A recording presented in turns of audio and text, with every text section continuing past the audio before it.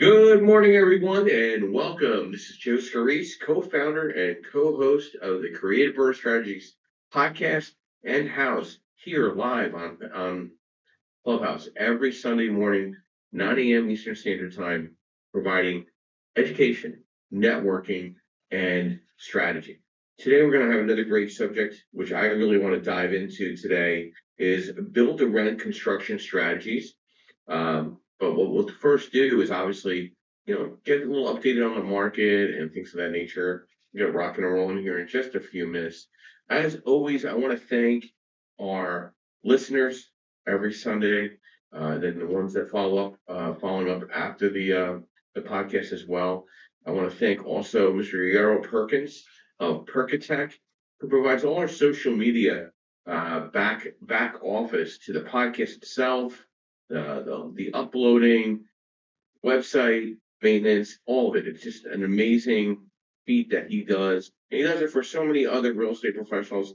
I would highly suggest and recommend having a call with him and see how he can help you in your social media needs going into 26. So I'm just inviting a bunch of people in, and if you want to also invite some people into the podcast itself here on Clubhouse, we'll get started here in just a few minutes. All right, so give me 1 second here. We'll get that bang. All right, all right. Okay, so let's get started with what's happened over the last couple of weeks. We just had a great podcast at my office yesterday with Bob Warburton, who is the head of the Delaware RIA, and we talked about the Delaware real estate market for about a good hour. We had a nice small live audience, about 20 people. A lot of interaction, but that'll be released sometime later tonight into tomorrow, talking about the market itself, where it's going from the real estate investor perspective. I thought it was a really good discussion that we had, and that was a lot of fun. Like we're very consistent with our events. Second Monday and second Saturday, always in Philadelphia at our office down at TCS. Second and Chestnut, right up on the rooftop deck. Second Wednesday, we're always in Lehigh Valley, up at the Fegleys Bethlehem Brew Works. Second Thursday, we're in Harrisburg at the Red Lion Hotel. And then the third Thursday is up in North Jersey, up in the Newark, New Jersey market, down at the City Rub Smokehouse. And then we'll have the white label course every third Saturday of the month. So this month we're in New York City. Next month, we just scheduled South Jersey. In March, we're in North Jersey, and then in April, we're in Lehigh Valley, and then we're going to come back to Philadelphia in May. So we're pretty booked out with those courses, and that's getting a lot of great feedback. We're averaging about 20, 25 people in each of the classes, and it's not just about learning how to broker loans. It's also learning how to underwrite, be a better investor, be a better real estate agent, be investor friendly, having that component for you yourself, and understanding how the referral program works, as well as a real estate professional. So it's really it's taken off quite well. It's a 9 to 3 class. We are opening it up to other markets, of course. So if it's something that you think you would like to collaborate on in your market, we can more than welcome to bring that to you as well. And I know in most states it's a 2 or 3 credit CE accreditation for real estate agents as well. So again, more than welcome to align and collaborate with you on upcoming event of the white label course. So let's update on the market a little bit. The rates did plummet a little bit to almost a 3-year low. It got as low as 5.99 on the conventional side. Kind of leveled off a little bit, about 6.06. We're translating that on a 30-year for the home buyer, translating it back to the commercial investor. Rates are somewhere around 6.25, 6.5 on 30-year fixed money up to 80% loan to value, refinance or purchase. On the purchase side, we're seeing a little more aggressiveness on the DSCR. We're going up to about 85% loan to value. So we're starting to see a little more aggressive acquisition money on the purchase side, a 30-year fixed or a 10-year interest only. So we'll see how that rolls out into 26. Construction money is getting very inexpensive. We're looking at in the eights right now. If you've done at least 3+ deals of rehabs or flips in the last 3 years that we can verify, you're probably getting up to 94% on purchase, 100% construction. You're around in the 8.99 range to 9.99 range. You're hovering around 70% loan to value on the after repair value as well. So that's where we're going into 26. I'm seeing a lot of aggressive burst strategies coming onto the front line as well with that. Just trying to see if anything else caught my eye here. Consumer sentiment is improving with modest improvement to the economy, especially the gas tank. You're seeing that significantly. Um, but I still am seeing days on the market on real estate is staying very heavy in certain markets. The condo market is just, nosediving a little bit. So it'll be interesting to see how that lands. Hopefully we'll have a medium landing, but hey, keep an eye on that as well. But definitely when the condo market is starting to slump, that is an indicator to a reset toward the whole economy, the whole real estate holdings. Some risky counties that have been identified going into first quarter. Bunch of them are in California. Nothing surprising there. Florida, couple in Jersey, Atlantic and Cumberland County. I'm not surprised about there, but most of it's in California, Florida, and/or New Jersey. There's one in Louisiana. I'm not really familiar with that market as much as I should be, but most of it was California, riskier markets right now. NAR gave us a hot spot. Markets poised for the new buyer opportunities. Might also translate into the investor space. Charleston, South Carolina, Charlotte, North Carolina, Columbus, Ohio, Indianapolis, Indiana, Jacksonville, Florida, Minneapolis, St. Paul, Minnesota, Raleigh, North Carolina, Richmond, Virginia, Salt Lake City, Utah, and Spokane, Washington. I think I'm a little concerned about obviously Minneapolis. I'm a little concerned about Charlotte. But I think most of these other markets are, I would 100% agree with on hotspots to look at. Another article. Okay, say here, this is some top rural markets you want to keep an eye out for. Jackson, Michigan, West Memphis, Arkansas, Topeka, Kansas, St. Joseph, Michigan, Tulsa, Oklahoma, Morgantown, West Virginia, Newton, Iowa, and Macon, Illinois are markets to watch in the rural market section. So that's some articles there to catch us up with. So let's talk about build to rent new construction, and we'll obviously open it up to our moderators. I think the outlook for new construction is still good, especially in the BTR space. What is build to rent and why does it matter? Build to rent refers to housing built specifically for long-term rental, not for sale.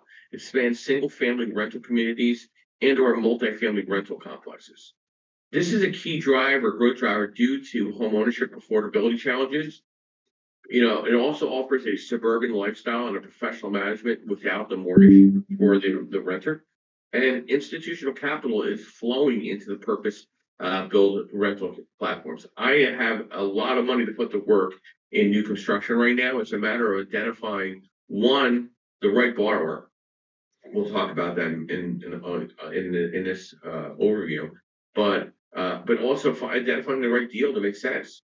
Some market dynamics, in 26 supply, demand, and rent trends. New rental construction has expanded. BTR making up meaningful portion of the new units. Overall housing starts remain subdued due to financing costs, labor, and material headwinds, but contrasting with middling BTR growth. So rent growth and occupancy is very strong, especially in the Sunbelt markets. The occupancy is very high in a good way. A lot of analysts are forecasting a rent stabilization and eventual reacceleration as supply pressures balance with 2027 looking a little stronger. So the Sun Belt is definitely an area to look at, Midwest, and also Northeast markets where we're showing, fundamentals of new construction where people just don't want to, they just want to rent right now. They want to watch the market. And there's big capital players in this new construction space. Okay. A lot of people, you don't have to be the Lennars of the world and the Hovinians of the world to get into new construction. there's a lot of money in there. So if you can identify the right general contractor that has a resume of completed projects in the last 3 years, that's going to be a huge advantage for you to scale out of the burr or the flip into a whole different dynamic of rental capacity. And it's a whole different tenant as well. So like it could be a single family, right? Or it could be a multi-family where, maybe you're building out 4 townhomes at a time, 3 townhomes at a time. These are huge, huge opportunities, especially with can't make more land, as Will Rogers once told us.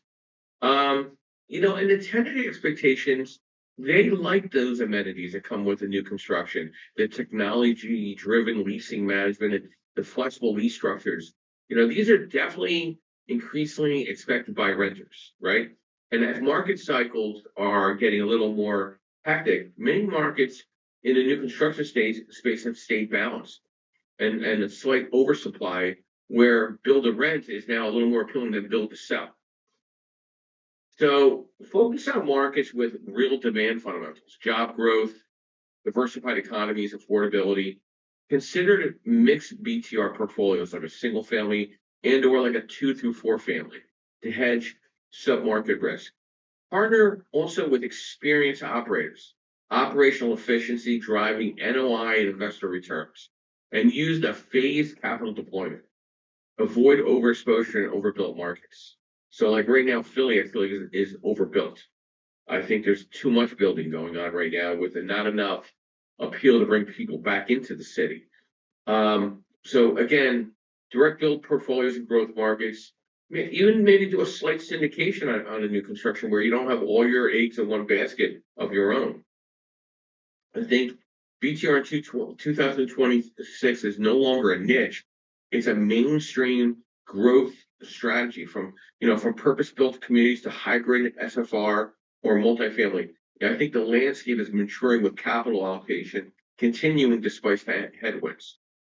So I think there's a lot of people, I get more calls about new construction almost every single week, but it's about putting the deal together. Like, what is your scope of work? Are there your permits in place? Is your zoning in place? Do you have architectural designs? That's a big, big question. I mean, like, if you don't even have architectural designs, how do you know what your general construction scope of work is to build a house? Like, you can't have the chicken without the egg or the egg without the chicken. You need both, right? So you really have to think about this and do some serious work on, some due diligence. And real quick before we go to our moderators, I want to talk about your power team. You need your land and deal origination team, your land brokers, your local agents who understand zoning and overlays, wholesalers and municipal relationships, city and planning zoning consultants. If you're going to build in a market, have you gone to a zoning meeting in that market? And then you got to identify who is your architect and your civil engineer, right? They're not just designers; they cost control, right? They're the ones that are rent. They're going to understand the rent-driven design, and civil engineers optimize density and utilities. So you really need to think about this when you're going into new construction. And then obviously your GC is your biggest risk or your biggest asset. Definitely understand what their track record was in the last 3 years. And you got to also understand the capital stacking of lending. So, I have a software where you could actually run your numbers to see what your exposure is based on no experience, some experience, or a lot of experience in new construction and what that leverage looks like and what your exposure is going to be. You need to understand the exit-driven underwriting before you even you throw a shovel into the dirt. And then also you need to understand entitlements, legal and municipal scenarios. Land use attorneys you need to be chatting with, permit expediters, local political consultants, environmental and traffic consultants. Then you got to talk to property management on the way out. Design for rent, not resale. So rent modeling by unit type. What are they looking for? What is a property management able to rent right away or rent up before it's even finished, for that matter? Then talking to your insurance and your tax and risk advisors. like, where's the tax benefits? What's the insurance? What does the builder's risk look like, or an umbrella coverage look like when you're building 3 townhomes out or 4 townhomes out? You need to understand it, and you most likely would need to talk to and have a discussion with a cost segregation specialist on the way out as well.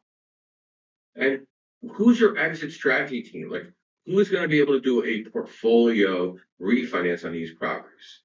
Are you going to want to blanket them? Are you going to want to do them individually? You need to understand the in as well as the out of the deal.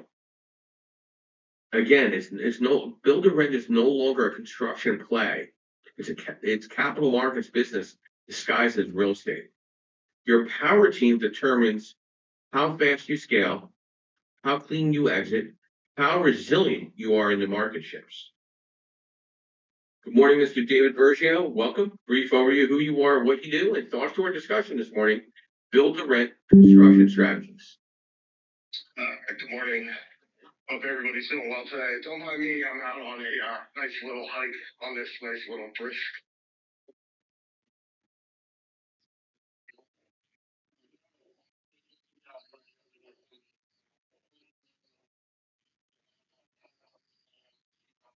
People, businesses, real estate investors go from credit to capital. All things on the personal and business side. And Joe, you did something very interesting with build to rent.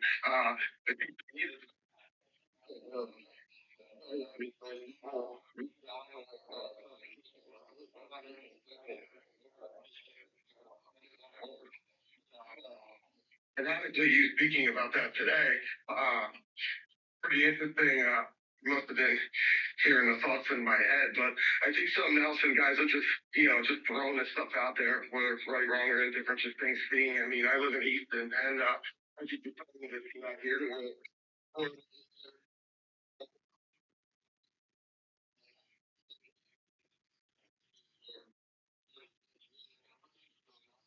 that used to live in downtown pretty much all their whole life, and now to live downtown here, it costs you $2,500 a month. Some of these properties because of our proximity to New York. The talk that the trains may come back, go through New Jersey Transit to New York. There's a lot of people that still live here and commute. I think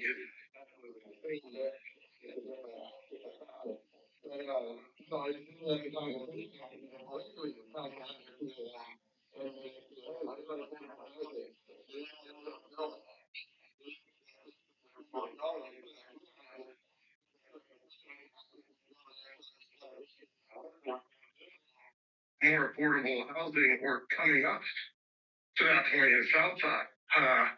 I think Southside's going to be kind of what it once was to where my father-in-law grew up many, many years ago. And, I think, Joe, you're spot on with that. You're starting to see that as there's growth in people moving in some of these areas to where people that have been here need somewhere to go. Yeah, I like where Easton's going with their downtown development. I just don't know how it's going to impact affordable housing, where Easton was very appealing. It's a great example. Easton's a great example, like, for every small city in the country where affordable housing and Section 8 was a common thread in the rental capacity in that market. And now it's changing where you got Class B rentals butted up against Section 8 housing, almost literally next to each other. So it'll be interesting to see how the southeastern corridor off of 78 transforms as well. I mean, there's not a lot of land there to develop, but there's a lot of older properties that they can knock down and restart. But again, is this town going to, the city, I shouldn't even call it a town, it's a city, but is the city going to step in and say, X amount of these units have to be for affordable housing, and we'll give you a tax credit for X amount over X amount of time to justify that? Otherwise, why would a developer build anything if they're not getting credit toward stabilizing it in an affordable housing environment? So the cities have to step up with tax credits back to the developers for them to benefit by allowing a certain percentage of affordable housing where it doesn't weigh out to be cost benefit for them to build out and lose money on the deal. It doesn't make any sense. That's that's the issue we have in Philadelphia and some other markets. We used to have a 10-year tax abatement, and guess what? When they got rid of it, all the developers left. They're now in Reading, Harrisburg. They're down the shore. They're in Delaware. They're just moving out of the market because there's no benefit to allow this. So I'm just looking at some of the cities that are doing. Yeah.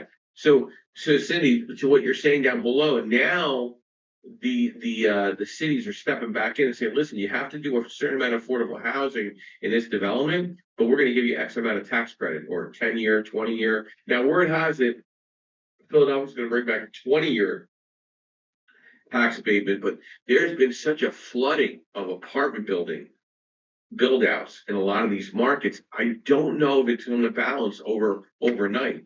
So it'll be very interesting because all these smaller cities were drawing so many people back into the market for arts and theater and restaurants and jobs. And then COVID just blew that whole concept up. And everybody wanted to get the hell out of Dodge. They went back into the suburban settings or even rural markets. I mean, rural markets we're pushing the boundaries in rural right now. We're really pushing the boundaries. And non-QM lending, which is where I sit, we want to get heavily into the new construction space. The problem is identifying the investor that understands how to put the deal together. Meaning, the question is, how many new construction projects have you completed with ownership in the last 3 years? If it's 0, you need to identify the GC to tie back in and make sure their experience is completely vetted. Because if it's not, it's going to blow back in your face. And how do you vet a general contractor nowadays, right? Specifically for ground up spec, build to rent projects, right? There's some underwriting standards that any non-QM lender or any bank is going to want to see, a small bank or a credit union. They want to see the license, they want to see the insurance, they want to see that the compliance, non-negotiable, right? You want to see an active state local contractor license. You want a general liability of 1 million plus, which is typical. You want to see workers' comp, even if the subs carry their own, bonding capacity if it's required by municipality or lender, and familiarity with the local zoning inspections and certificates of occupancy, right? Again, it goes back to, have you gone to a zoning meeting to see who is getting approved for new construction on build to rent or spec development? How are they getting approved? Like, who are they using? Who's the lawyer they're using? Who's the civil engineer they're using? Who's the architect? Who's the GC behind it? You also want the GC to show a proven new construction track record, not just renovations. I would say 3 to 5 completed new build projects similar in size and scope. Experience with spec homes, small subdivisions, or build to rent. Ability to read and build from architectural and engineering sets. An understanding of critical path scheduling. Financial strength and cash flow discipline would be extremely important. New construction is cash intensive.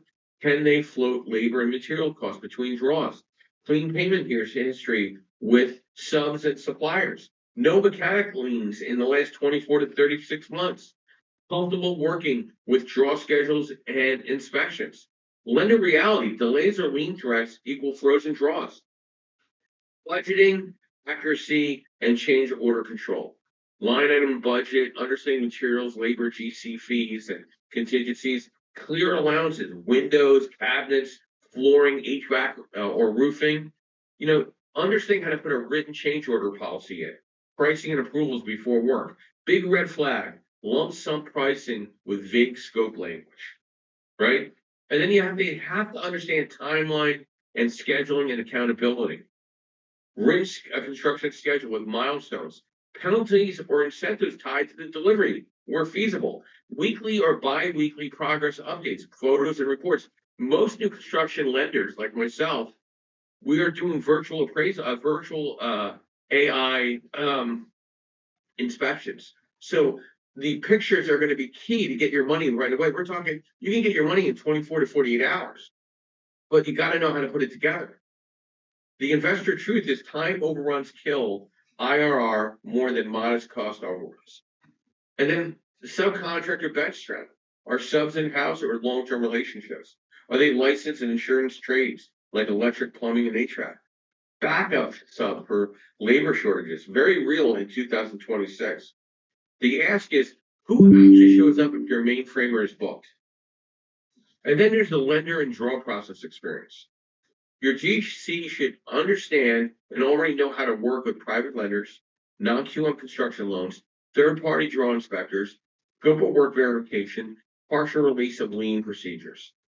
A big bonus, GCs who built on construction of firm or DSCR takeouts. And then you gotta put together the contract structure. I just put an article out on my newsletter and LinkedIn on contracts with general contractors. So take a look for that. Understanding the detailed scope and specs attached, the draw schedule aligned with the lender, termination clauses for cause, warranty terms, 1 year workmanship minimum. Handshake deals or we'll figure it out language is not a good thing. You want to avoid that. Bottom line, capital in 26, capital is very selective, inspections are tighter, and timelines matter more than ever. Vet your GC like a business partner, not a vendor. The right contractor protects your downside, accelerates your upside, and keeps lenders confident. Fields, good morning, welcome. Brief overview who you are, what you do, and thoughts to our discussion. Build to rent construction strategies. Rising Joe, Grand Rising everybody, Happy New Year again to everyone.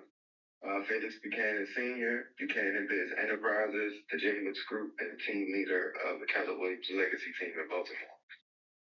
I want to start with like everything that you said and everything that Dave said is like spot on. However, the bigger challenge in some of this is the factor that a lot of these newer investors that don't have the experience and have the zero that needs to partner up with someone that does have the experience, you got to make sure that there's going to be a great benefit in that partnership, because you'll get that these GCs want to take so much more because they're in that position to then say, hey, well, you don't have the experience and you need me. So that's kind of like a, you know, however, in reference to rent to construction, everything that you said, you gotta the biggest part now, especially going into 2026, is your deal has to be so tight and by the numbers and by everything that if you don't have a deal that is set up in that proper way where, hey, this is the GC, what's your experience? Like you said, hey, if this GC subs don't show up, do you have to make sure that that GC has subs to back that up so that your project don't get stalled? What's your team in making sure that your strategy is for exiting this property if in the event that everything that you did in the process of going forward, as far as your realtors, as far as your title company, your lenders, being able to market the property properly so that you are able to get the buyers. This market is just going to be tough if you don't have the proper strategies in every aspect of building your team. That's part of what I'm doing in the first quarter of this year, just making sure that my team is stronger, hiring more people that is going to allow things to not just be speed to lead, but also speed and efficiency, because you could move too fast and then now you're not as efficient in getting these all these I's dotted and T's crossed from beginning to end. So with rehabs being as tough as it already was, construction is a bit deeper and harder. Like you said, you got to get these land people out there. You got to get the surveys out there. All of those things that if you were just doing regular rehabs, it's going to take you some time to even get through that learning curve to even learn that. So it you do have more experience in that process. That's part of it.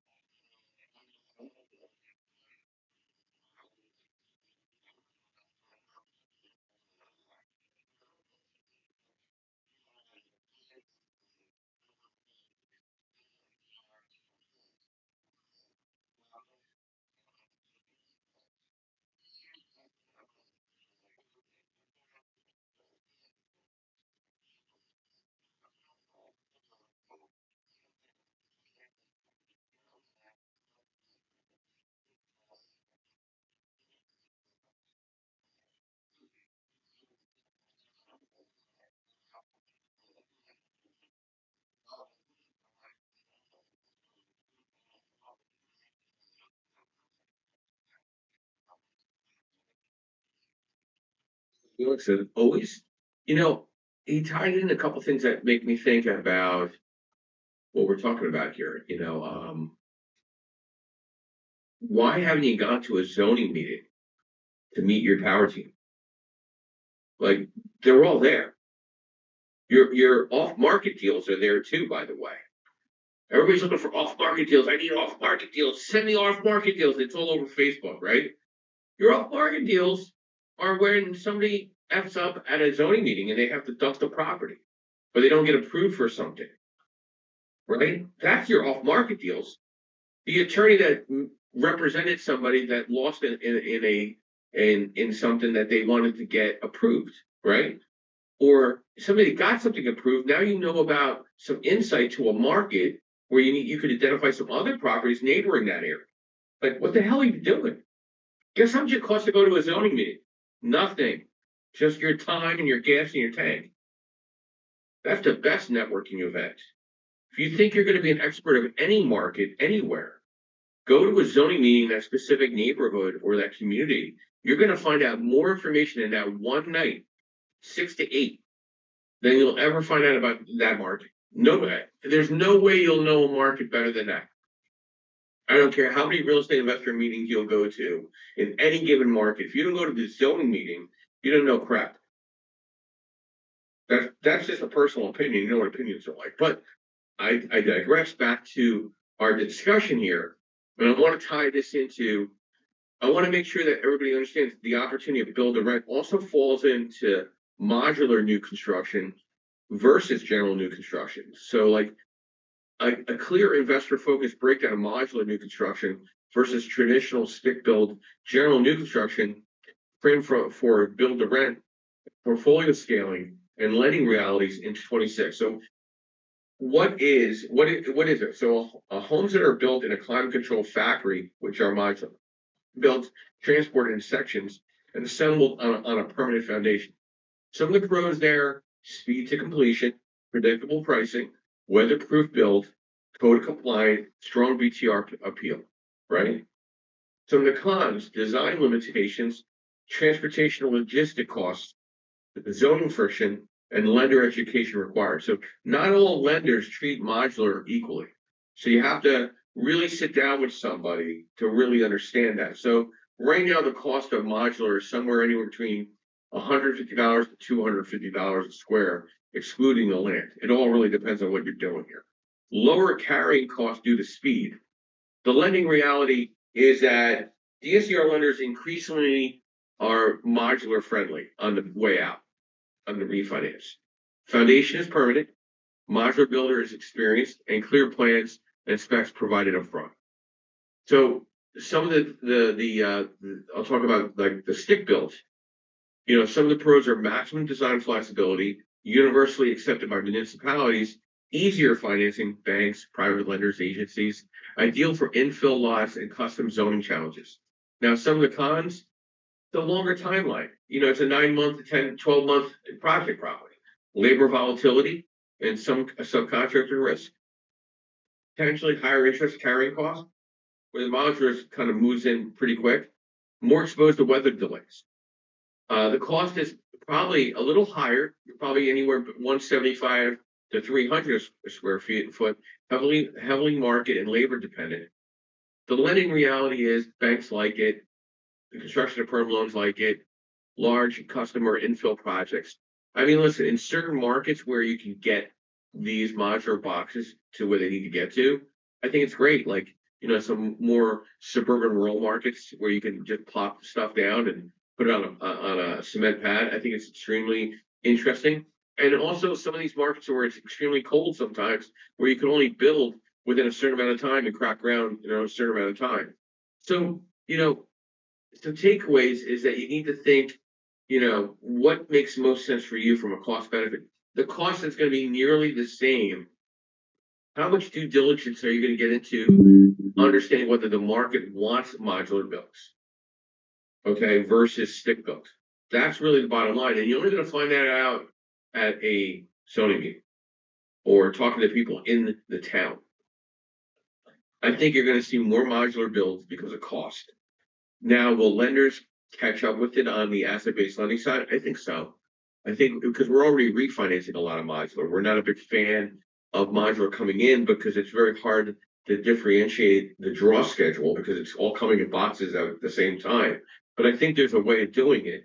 And I'm doing some modular new construction financing, which I'm excited about. And hopefully I'll do a lot more in 26. Um, I think the stick build is a little difficult for people to get their head wrapped around. I think the modular build makes a little more sense for people. So as a real estate agent or real estate professional, if I was going to really dive into identifying contractors or developers to kind of put in your repertoire, I'd probably also do some homework on modular building outs and see if it complements your market. Bob, good morning and welcome. Brief overview who you are, what you do, and thoughts to build and rent construction strategies. Bob? Hey, good morning, Joe. Yeah, I mean, can you hear me? Mm-hmm. Yes, sir. Hey, it's good. Hey, Joe. My name's Bob Chesick, president of Chespin Corporation. I help people set up LLCs and corporations. I'm not a lawyer. I'm not an accountant. I'm not here to give legal or tax advice. I guess with today's topic, I also have to disclaim that while I used to practice in the world of civil engineering, I do not maintain a PE license. So my engineering days here, Joe. So before I jump in, I know a lot of people know me for the corporations and LLCs, but my background in engineering was I did work for the state of Delaware with the highway department. Please don't hate me. Working on various transportation projects and also worked for a couple of private companies after that, doing transportation design, construction management, site planning, and site design for residential and commercial, as well as industrial. So kind of as well as bridge engineering. So a lot of stuff in the engineering work at my firm work. And just thinking back to any type of construction, either whether you're building new or if you're going to renovate to turn something into a rental, a few things that I saw along the way in my career and things I've just been learning owning a house now. Very important to, number one, document everything that you do. And I mean, do photographs, write it down, make sure that you're keeping a running gallery on this, because when something inevitably goes wrong in the future, and let's be honest, it's going to go wrong in the future, you need to know exactly who did what and when. One of the situations that I remember dealing with is especially when you're doing construction, you're going to have an architect. You're probably going to you may have architects involved. You may have to have engineers, which will probably be civil engineers as well as other specialized engineers that are doing any type of electrical work or utility work, depending on the situation, and the municipal codes. Dealing with the zoning officers. So what Joe said is true. You need to go to a zoning meeting as an observer, especially if it's a new market, if for no other reason than to just watch how they work, because every little municipal or county fights them as their way of doing things, as their quirk, as their rules. You could wind up even in some wacky thing like God only knows what was on that property 100 years ago. There could be remediation. Gotta watch out for all of these things. Make sure that you're building the code, or you're gonna find yourself in a mountain of debt really quickly with an unimproved property, and God help if you get fined. I used to be on that side of it as well. It was not a fun job to do. Shutdowns were never fun, but make sure you're documenting everything. Watch, and also when you're getting contractors involved, don't be afraid to ask for references. Ask them what other projects they've done in the past year or two. Drive by, take a look at it. If you see the homeowner out there, just say hello from the sidewalk. See if they'll answer a couple questions. See if they'll give you references or recommendations. I know in the small town near my mom's house, if I need work done, and I know this sounds silly, but shall we say the Chamber of Commerce might as well be the bar a mile down the road. Everyone you need to find is probably going to be there. Will know whoever's going to be there. So talk to people, get recommendations, find out how it works. So I'm going to be doing a lot of that when I put a new roof on my mom's house later this year. So that kind of stuff. The bottom line being, and like I said, I saw everything as an engineer, and a lot of things you never want to see, but it's so important you document everything, you vet your contractors, you know exactly what's going on, and please, for the love of God, you can lie to yourself all you want that you're trying to save money and you're going to try to do your own repairs or anything. But if you don't know what you're doing and you're just going to half-ass it because you watched a couple of videos at YouTube, believe me, you're going to have problems down the road. You're going to make problems for yourself or your tenants down the road that you're just not going to want to have to deal with. And that old adage, there's never time to do it right, there's always time to do it over. Well, the do-over tends to be significantly more expensive than if you just did it right the first time. So watch your numbers, vet your contractors, and pay attention to the local rules. Just because you're allowed to do it 5 miles up the road in the next town doesn't mean you can do it there. Whose intent is legal, financial, or engineering advice. Go back to you. Bob, thank you as always. Bob and I have been colleagues or friends, I think now, what, 16 years? In the 16th year? 15 years almost to the day, Joe. Look at that. Since January 2010. I don't remember the exact date. It was January 2010 when we met at that event. I think it was sometime, if it wasn't today, it was very close to, it probably would have been this week. Yeah. Wow, it's a long time, man. I still don't have hair on my head, so it's kind of amazing. You met me bald, I'm still bald, so nothing's really changed.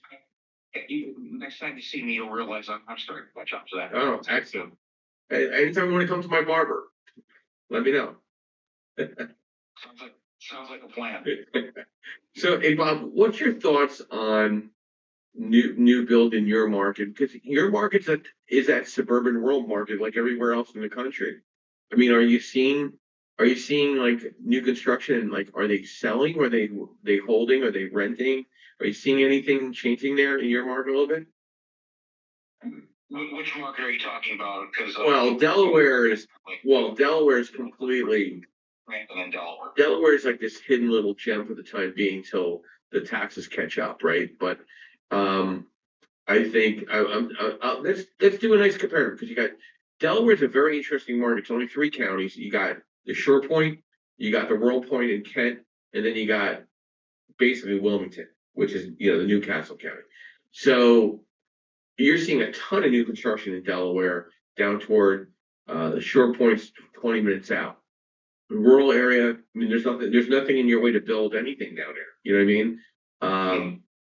But predominantly agriculture. Yeah, and then it's chickens, capital, or what was the 3 C's of Delaware? Oh, Delaware makes its money off of chickens, crabs, corporations, and chemicals. There you go. There's it. DuPont. Yeah. So, what difference do you see between Delaware and Scranton market on the new construction space right now? Are you seeing vast differences? Like, are you seeing new construction in both, and what do you see different? Massive difference between the 2 markets, and just a rapid breakdown of them. Delaware being effectively midway between New York City, Philadelphia, Baltimore, and Washington, and having the lowest taxes in the Mid-Atlantic, lowest property taxes in the Mid-Atlantic corridor, and no sales tax, very low income tax relative to its neighbors, as long as our new governor doesn't get his way. You see, Delaware has been on a rapid building phase 2002, and one example, and Joe, I know you're familiar with this place, Middletown. Yeah. When I moved there in 2002, you would, if you were going to Middletown, the Route 1 expressway, it wasn't even finished yet to the beach. That wouldn't even finish it. I was actually working on that project for DelDOT, built on the last 8 miles south of Middletown down to Smyrna. So the highway ended in Merchant of 13 and then disconnected later. But when you went down there, if you got off at the Odessa Middletown exit and you were going to Middletown, you would make a right onto Route 299, which was a 2-lane, 55-mile-an-hour road, 3 miles up to this like 4-block by 4-block tiny town with a couple of truck stops on the west side of it. Well, Middletown comes the town, because in Delaware, the municipalities are allowed to annex the unincorporated county lands around it. Middletown touches Route 1 3 miles to the east of where it used to. And you probably only see it as that shopping center suburbia hell that's been built out there, which is what it's become. But what's more interesting about the Middletown area, that's the town itself. But then you look at the zip code of Middletown, which expands about probably it takes up almost about probably about something. There are like Wise Markets, which anyone from Pennsylvania would be familiar with, just opened a store because there was a supermarket desert. There was no supermarkets between Middletown and there. So Wise closed the gap by 7 miles in each direction, right around the development of the construction there is really rapid. Now, jump to Granton Market. Are you seeing anything like that up there? No, not even close. You'll see new houses go up around here and there, but you're not seeing the widespread development. The Scranton market is just geographically far more isolated, and the geography of it being wedged in the valley has a lot to do with it. In fact, I think something like a third of Scranton's actual land is state game land where you can go hunting.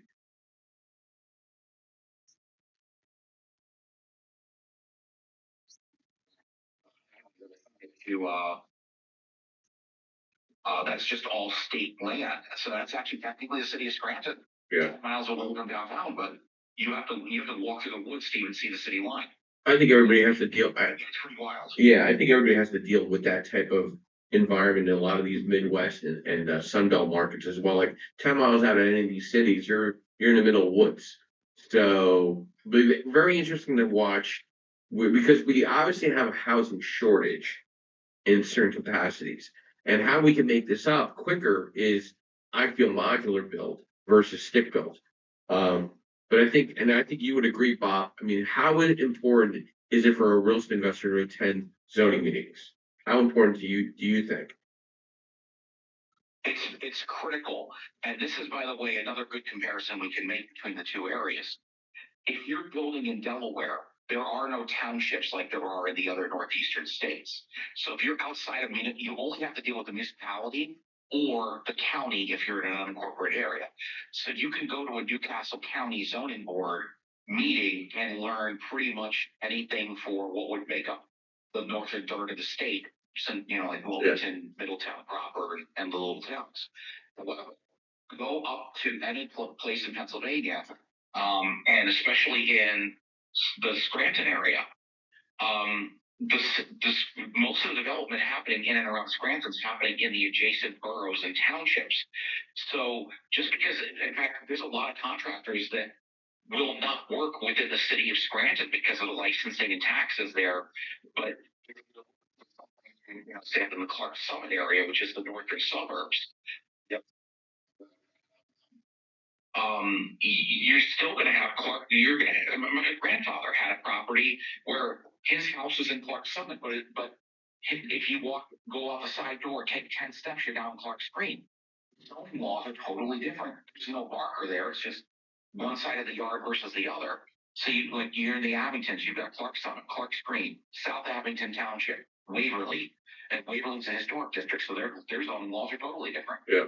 North Abington's rural. Then you have Dalton, which is a different school district, different tax schools, and then Glenburn in between. So like all these little townships.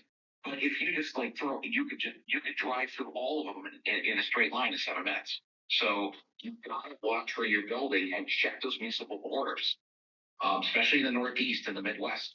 Those municipal borders and zoning boards will cream at you if you go to the wrong functions about where you are. Thank you, Bob. As always, great insight. And I'm going to kind of do a little follow through with the conversation on with Bob from a general perspective. How important is it for real estate investors or real estate professionals to attend zoning meetings? Short answer: zoning meetings are not optional.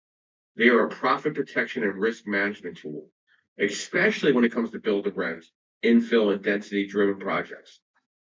Why zoning meetings matter?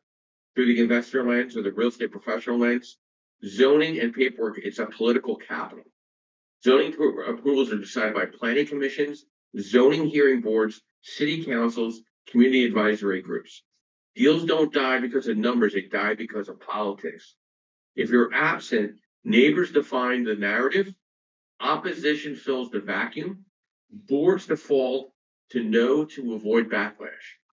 Early intelligence equals deal insurance. By attending meetings before you submit, you learn what the board actually cares about. You spot unwritten rules, parking, height, traffic, schools. You hear which developers are being resisted or welcomed. The intelligence directly affects unit count, density approvals, parking ratios, variances required, and timeline risk. Community buy-in protects values. Most opposition is emotional, not technical. Traffic, noise, neighborhood character, rental versus ownership fear. When investors show up, you humanize the project. You position yourself as a long-term stakeholder. You reduce the resistance. Zoning meetings equal risk mitigation, fewer surprise conditions, lower legal costs, faster approvals, better lender confidence, stronger resale refinance narratives. Lender and capital partners are watching private lenders, DSCR lenders, and equity partners care deeply about zoning clarity, entitlement risk, community opposition.